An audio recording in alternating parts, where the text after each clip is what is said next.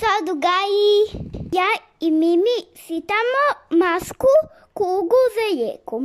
To je jedna moja masa koja se sakrija iza kuge. Izvinite što nisam bila da sitam nešto, jer sam bila bolesna. Kao što vidite, ova masa se ufatila za kugu, a to je i gansi se rijekom. On se presijava u boje kao što se ova naša neka kuga presijava u boje. A ovdje i moj sisu koji se zove Goran. Ovu kugu su dobrim u svim bojama. A masa će biti žuta.